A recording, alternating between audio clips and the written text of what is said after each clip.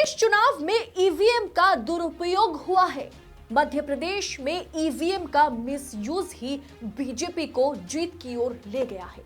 खबर सामने आ रही है कि कांग्रेस अब ईवीएम को लेकर के विरोध प्रदर्शन शुरू करने वाली है और मध्य प्रदेश चुनाव को, रिजल्ट को चैलेंज करने के लिए सबूत इकट्ठा कर रही है। इस पर चर्चा करने के लिए विस्तार से देशनीति के खास मंच पर 8 PM पर कमलनाथ जी के मीडिया सलाहकार पीयूष बबेले जी हमारे साथ जुड़ रहे हैं। स्वागत है सर आपका हमारे साथ जुड़ने के लिए। जी बहुत धन्यवाद। बबेले जी, अब थोड़ा सा चुनाव पर बात कर लेती हूँ, जिसमें मध्य प्रदेश का चुनाव सबसे ज्यादा दिलचस्प रहा। आप कमलनाथ जी के मीडिया सलाहकार रहे और अभी भी है। कांग्रेस से कहाँ चूक हुई? बहुत सारे बड़े पत्रकार इसे कमलनाथ जी के अहंकार या गलती के चलते हुई हार के तौर पर इसे देख रहे हैं।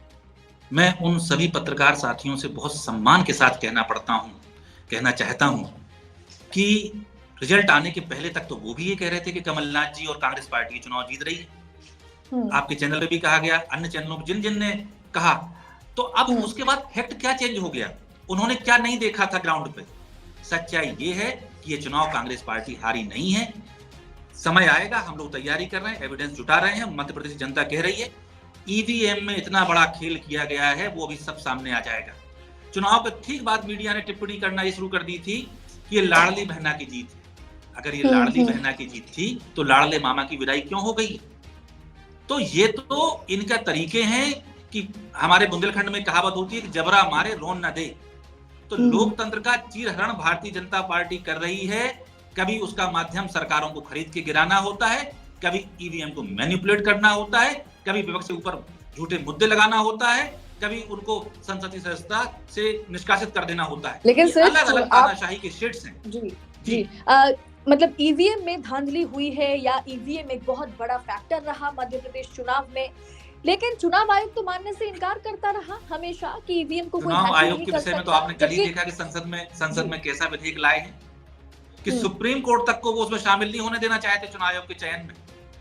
ये तो उनकी मानसिकता है। अभी कुछ दिन पहले आपने देखा कि माननीय सुप्रीम कोर्ट ने दिल्ली सरकार को अधिकार दिए थे और मोदी सरकार ने ऑर्डिनेंस लाके सुप्रीम कोर्ट के दिए हुए अधिकारों को मानने से इनकार कर दिया।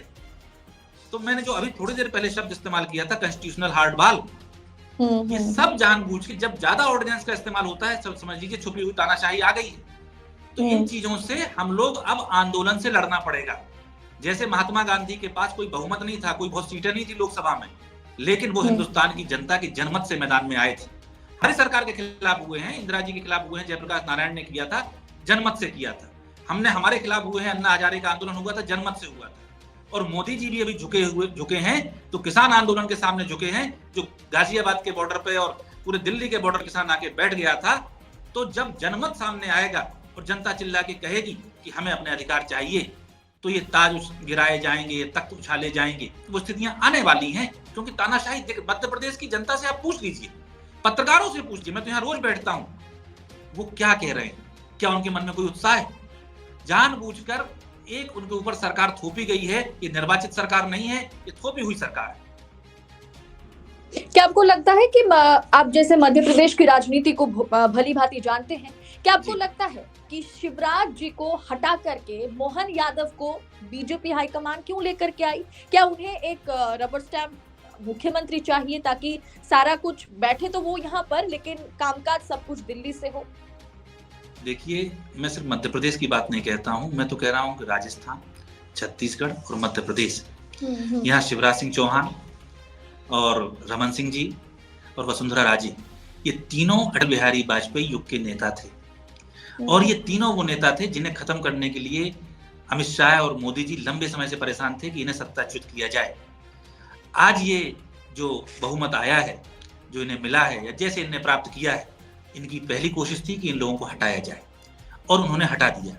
और सबसे बड़ी बात तो ये है कि ना तो कोई पत्रकार प्रेडिक्ट कर पा रहा था ये बन रहा है, ना कोई भाजपा का कार्यकर्ता कह रहा था। तो ये कोई राजशाही चल रही है कि दुर्योधन ने कहा कि कर्ण तुम अंगराज हो गए यहाँ से। अरे ये जनता तय करती है, जनता के मन में जिसकी छवि होती है, जनता जिसको चाहती है, उसे मध्य प्रदेश का, उसे राजस्थान का, उसे छत्तीसगढ़ का मुख्यमंत्री बनना चाहिए। इन्होंने अपनी कठपुतलियां बिठाई हैं और हमने उत्तर प्रदेश में भी पहले देखा है, अन्य राज्यों में भी देखा है, हरियाणा में भी देखे हैं, झारखंड में भी पहले देखा था, महाराष्ट्र में भी देखा है कि सरकार अब रिमोट कंट्रोल से चलने वाली है। दिल्ली से रिमोट अमित शाह जी और मोदी जी या जो भी जी हों वो चलाएंगे और यहाँ पर चीजें ऑपरेट होने लगेंगी। ये लोकतंत्र के लिए बहुत स्वस्थ परंपरा नहीं है। लोकतंत्र का दिखाने को तो नाटक हो रहा है, लेकिन अंदर से उसकी आत्मा निकाल ली गई है। जैसे संस्कृत में कहते हैं विश्वकुंभम पयोमुखम, के ऊपर से तो अमृत लगाया है लेकिन अंदर विश्वकुंभ है। तो ये डेमोक्रेसी पे बहुत बड़ा हमला कर रहे हैं। मध्य प्रदेश की जनता ने मान लो इन्हीं को चुना है, तो जिसे उसे चुना था उसे तो बनाना चाहिए था। क्या आपको लगता है कि चाहे चुनाव आयोग हो, चाहे जितने भी ईडी हो, सीबीआई हो, इनकम टैक्स डिपार्टमेंट हो, इसके जरिए कहीं ना कहीं डराने की, धमकाने की जो कोशिश है वो भी कहीं ना कहीं लोकतंत्र को खत्म कर रहा है? ये तो दुनिया देख रही है, सबको उजागर दिखाई दे रहा है कि नोटबंदी में गुजरात के एक सेठ के यहाँ से हजारों करोड़ रुपया पकड़ा गया, उसको नरेंद्र मोदी जी ने ट्वीट नहीं किया। लेकिन कांग्रेस से जुड़ा हुआ एक सांसद है, उससे जुड़ा हुआ बिजनेस है, उससे कुछ पैसे पकड़े गए तो प्रधानमंत्री जी उसे ट्वीट कर रहे हैं और उसकी भाषा देखिए, किसी सामान्य ट्रोल की तरह वो भाषा लगती है। इनकम टैक्स वालों को ईडी, आप बताइए इस मध्य प्रदेश में नरेंद्र सिंह तोमर के बेटे के 3 वीडियो चुनाव के बीच में आए।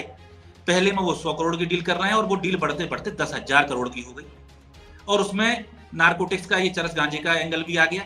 तो शाहरुख खान के बेटे तो एक पुड़िया पकड़े जाने पे वो 6 महीने जेल में रहता है और नरेंद्र सिंह तोमर का बेटा 10,000 करोड़ की बातें कर रहा है, उस पर कोई जांच नहीं, कोई पड़ताल नहीं और पिताजी को उठा के विधानसभा का अध्यक्ष बना दिया जाता है।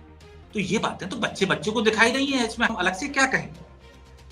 जी, तो क्या आपको लगता है कि ये जो 3 राज्य, छत्तीसगढ़, मध्य प्रदेश और राजस्थान, इन 3 राज्य में हार के बाद किस तरह से 2024 के लिए कांग्रेस पार्टी या उनके कार्यकर्ता, नेतागण तैयार हो रहे हैं?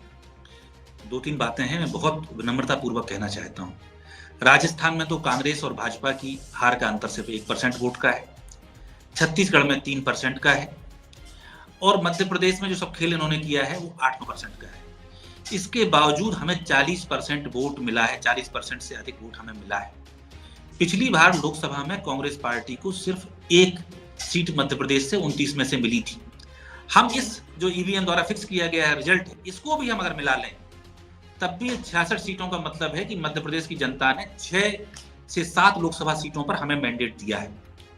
हमें अपने जो वोटर है, हमारा जो कार्यकर्ता है, उसका मनोबल बढ़ाना है। जो बेईमानियां हुई हैं उसके खिलाफ हर फ्रंट पर लड़ाई लड़नी है और इस हिंदुस्तान से तानाशाही को खत्म करना है। और आप देखें कि आज ही माननीय कमलनाथ जी छिंदवाड़ा गए हैं, वहां के अलग अलग विधानसभाओं में वो सभाएं कर रहे हैं, वहां की जनता को आभार व्यक्त कर रहे हैं। पूरे प्रदेश में हम इस काम में लग गए हैं कि जनता का मनोबल बढ़े और सारी बेईमानियां खत्म हो, 2024 में इस तानाशाही राज की समाप्ति हो और लोकतांत्रिक सरकार हिंदुस्तान में बने।